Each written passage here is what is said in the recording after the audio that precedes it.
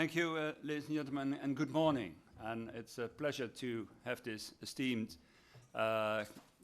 company in The Hague. And we are very much attached to the Hedayah conference and the work that it's doing on this important subject. So, pleasure to have you here. I'm honored to open this crucial and timely conference because your work is extremely important. Because not only does it have strategic significance, it also helps save lives.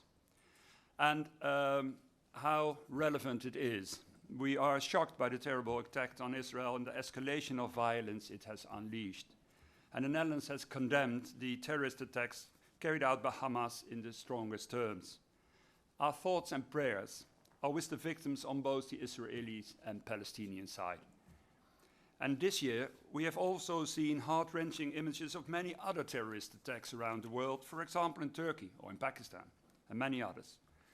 And while terrorism has changed significantly since the war on terror, it has not become less menacing. Indeed, terrorism remains a very real threat. And if anything, your work has become more complex. Because, as we have seen, terrorism can come from anywhere and target anyone. It can come from organizations, governments, and individuals alike. It can come from any direction, even from cyberspace. And no region, no person is immune to that threat. And this complexity makes clear there's no such thing as a standard terrorist. And therefore, there's no such thing as a standard solution, but you know the best. Terrorists are constantly learning and developing new strategies. How can they use disinformation and disruption tactics, for example? And what's more, terrorism has become interwoven with many other global challenges, whether it's climate change or poverty or the erosion of trust in institutions. And of course, also terrorism intersects with emerging technologies. Think about AI. And all this means we have to be more creative and agile. Business as usual is not enough. We must forge new partnerships and be flexible in our responses. Responding sometimes online, sometimes on the ground, sometimes to education, and sometimes to kinetic action. And this places greater demands not only on individual nations, but also on our partnerships. But let me be clear.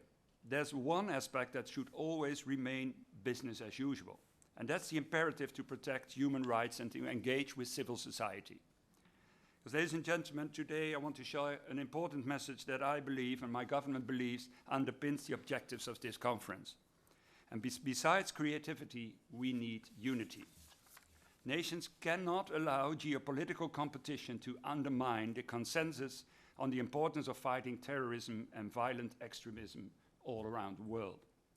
Our ability to fight terrorism effectively depends on our unity of purpose, on taking collective responsibility for a sustainable future of our countries all over. For example, ensuring that ISIS never again has the chance to repeat the atrocities it committed.